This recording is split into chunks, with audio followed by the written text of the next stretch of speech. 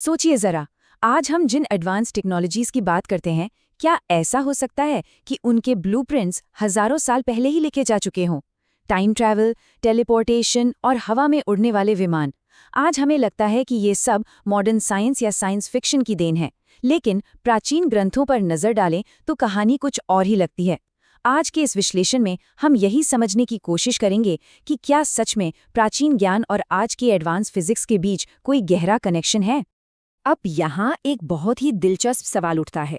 क्या रामायण और महाभारत जैसे ग्रंथों में जो बातें लिखी हैं वो सिर्फ और सिर्फ काल्पनिक कहानियां हैं, या फिर क्या ऐसा हो सकता है कि वो किसी ऐसी एडवांस्ड साइंस का हिस्सा हों जो वक्त के साथ कहीं खो गई?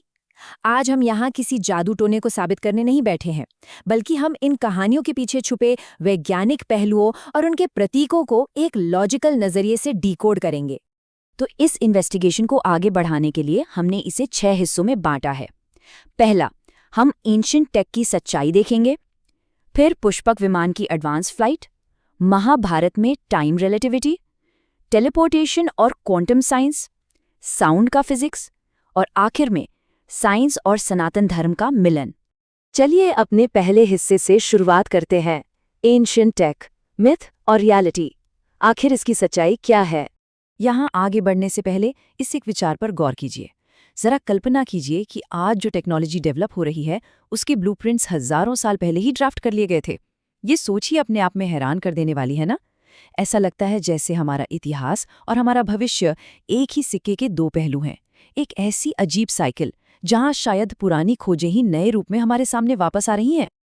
अब आते हैं अपने पहले केस स्टडी पर, पुष्पक विमान और एडवांस्ड फ्लाइट। रामायण में पुष्पक विमान का बड़ा ही डिटेल में जिक्र मिलता है। एक ऐसा विमान जो बिना किसी पायलट के अपने स्वामी की इच्छा से चलता था। अब इसे आज के दौर से कंपेयर करके देखिए। आज हमारे पास ऑटो पायलट ड्रोन्स और एआई नेविगेशन सिस्टम्स हैं, राइट? ये एडवांस्ड मशीन्स बिल्कुल वही काम कर रही हैं जिसका वर्णन सदियों पहले किया गया था, यानी कमांड्स को समझना और बिना किसी ह्यूमन इंटरवेंशन के उड़ना। अगर आज के मॉडर्न इंजीनियर्स इस प्राचीन मशीन को थियोरी में तोड़कर देखें तो इसमें 3 मुख्य चीजें होनी चाहिए।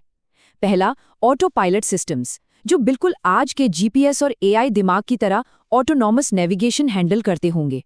दूसरा, एक एडवांस्ड एनर्जी सोर्स, कोई ऐसी फ्यूचरिस्टिक फ्यूल जिसे शायद हम आज भी नहीं समझ पाए हैं। और तीसरा, सबसे कमाल की चीज, एंटी ग्रेविटी या एडवांस्ड प्रोपल्शन, क्योंकि हवा में इस तरह बिना पंखों के टिके रहने के लिए ग्रेविटी कंट्रोल की जरूरत तो पड़ेगी ही। लेकिन यहाँ थोड़ा प्रैक्टिकल होना भी जरूरी है। सच्चाई ये है कि हमारे पास उस पुराने विमान का कोई धातु का ढांचा या एग्जैक्ट साइंटिफिक प्रूफ नहीं है। पर जरा सोचकर देखिए, उन ग्रंथों में इसका जो डिस्क्रिप्शन है वो सच में अनडिनाइबली फ्यूचरिस्टिक है। हो सकता है कि वो कोई लिटरल मेटल की मशीन ना रही हो, लेकिन उस जमाने में बिना पायलट के उड़ने वाले विमान का इतना क्लियर कॉन्सेप्ट सोच पाना ही ह्यूमन माइंड की एक मैसिव लीप है। चलिए फ्लाइट से आगे बढ़ते हैं और चलते हैं अपने अगले हिस्से पर, महाभारत और टाइम रिलेटिविटी। महाभारत में एक बहुत ही माइंड बेंडिंग कथा मिलती है, राजा ककुदमी की। वो मार्गदर्शन लेने के लिए ब्रह्मा जी के पास एक कॉस्मिक जर्नी पर निकलते हैं। उन्हें लगता है कि उन्होंने वहां बस कुछ ही पल बिताए हैं, लेकिन जब वो धरती पर वापस लौटते हैं तो यहाँ कई युग बीत चुके थे। अब इस कॉन्सेप्ट को एल्बर्ट आइंस्टाइन की थ्योरी ऑफ रिलेटिविटी के आईने में देखिए। आइंस्टीन ने भी ठीक यही साबित किया था कि समय यानी टाइम सबके लिए एक जैसा नहीं होता। टाइम फिक्स नहीं है, ये पूरी तरह से रिलेटिव है। मॉडर्न फिजिक्स में इसे टाइम डायलेशन कहते हैं। आसान भाषा में समझें तो अगर कोई ऑब्जेक्ट लाइट की स्पीड के बहुत करीब सफ़र करे या किसी एक्सट्रीम ग्रेविटी वाली जगह जैसे ब्लैक होल के पास चला जाए तो उसके लिए वक्त लिटरली धीमा हो जाता है। उसके लिए शायद कुछ ही घंटे बीतेंगे, जबकि धरती पर सदियां निकल जाएंगी। कमाल की बात यह है कि इस बेहद कॉम्प्लेक्स वैज्ञानिक सिद्धांत को प्राचीन ग्रंथों में एक कहानी के रूप में कितनी सटीकता से समझाया गया है। और अब वक्त के दायरे से निकलकर बात करते हैं स्पेस की।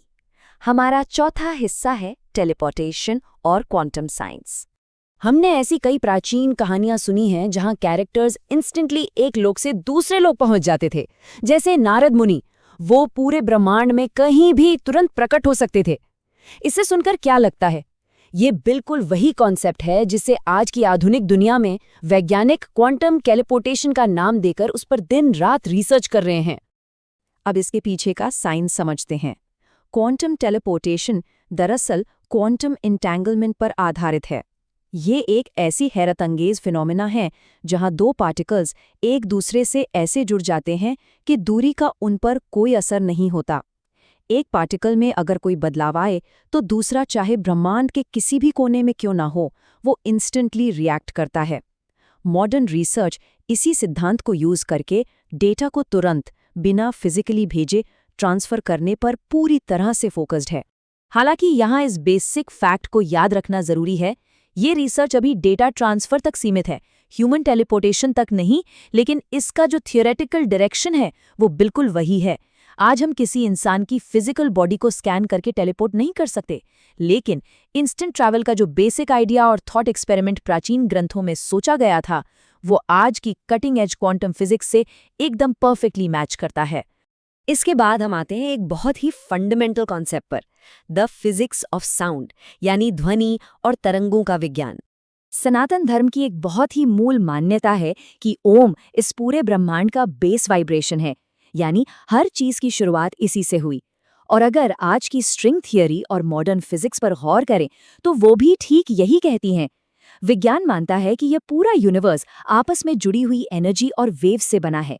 हर एटम, हर पार्टिकल आखिरकार एक वाइब्रेशन ही तो है। फिजिक्स की भाषा में इसे रेजोनेंस कहते हैं। जब एक स्पेसिफिक फ्रीक्वेंसी किसी दूसरी चीज को, चाहे वो कोई फिजिकल ऑब्जेक्ट हो या फिर हमारा दिमाग और शरीर, एक हार्मनी में वाइब्रेट करने पर मजबूर कर दे, तो उसे रेजोनेंस कहते हैं। सोचकर देखिए, जैसे कोई रिलैक्सिंग म्यूजिक हमारे मूड को तुरंत बदल देता है, वैसे ही प्राचीन मंत्रों और उनकी स्पेसिफिक ध्वनियों को शायद इस तरह से डिजाइन किया गया था कि वो हमारे माइंड और बॉडी पर एक गहरा, मेजरेबल फिजिकल इम्पैक्ट डाल सकें। तो इस पूरे सफर का आखिर निचोड़ क्या निकला? चलिए चलते हैं अपने आखिरी और सबसे महत्वपूर्ण हिस्से पर, साइंस मीट्स सनातन धर्म। अगर अब तक की पूरी चर्चा के डॉट्स कनेक्ट किए जाएं, तो तस्वीर बहुत साफ दिखती है। पुष्पक विमान को हम डायरेक्टली एआई, ऑटो पायलट और एंटी ग्रेविटी थियरीज से जोड़ सकते हैं। राजा काकुदमी की अजीब यात्रा को टाइम डायलेशन परफेक्ट सेंस देता है। नारद मुनि की इंस्टेंट ट्रैवल क्वांटम एंटेंगलमेंट की थियरी से बिल्कुल मेल खाती है। और ओम की पवित्र ध्वनि वेव डायनामिक्स और रेजोनेंस का ही एक प्रतीक लगती है। ये देखना सच में हैरान करता है कि कैसे प्राचीन मिथ्स और एडवांस थियोरेटिकल फिजिक्स के बीच एक जबरदस्त मैपिंग मौजूद है। लेकिन इस विषय पर सबसे जरूरी है एक ऑनेस्ट रियलिटी चेक। देखिए, इस बात का कोई एग्जैक्ट साइंटिफिक प्रूफ नहीं है कि पुराने जमाने में लोगों के पास एक्चुअल क्वांटम मशीन्स रखी हुई थीं। पर जिस चीज से इनकार नहीं किया जा सकता वो ये है कि उन प्राचीन चिंतकों ने नेचर और यूनिवर्स का बेहद ही एडवांस्ड ऑब्जर्वेशन किया था। उन्होंने इतने कॉम्प्लेक्स आइडियाज को साधारण लोगों के लिए सिंबॉलिक कथाओं में कोड कर दिया था। और आज की आधुनिक साइंस उन्हीं सच्चाइयों को अपने एम्पिरिकल डेटा और लैब एक्सपेरिमेंट्स के जरिए धीरे धीरे डीकोड कर रही है। सच कहूं तो इस पूरी इन्वेस्टिगेशन का सबसे खूबसूरत हिस्सा ये विचार है, साइंस और सनातन धर्म एक दूसरे के विरोधी नहीं हैं। एक सवाल पूछता है और दूसरा उन जवाबों की तरफ दिशा प्रदान करता है।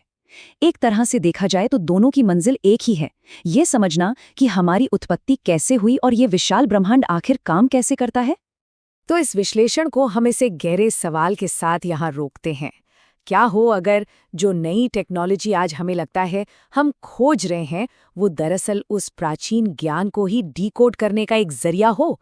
और क्या इन दोनों ताकतों, प्राचीन ज्ञान और आधुनिक विज्ञान को मिलाकर हम अपने भविष्य को और भी बेहतर और एडवांस नहीं बना सकते?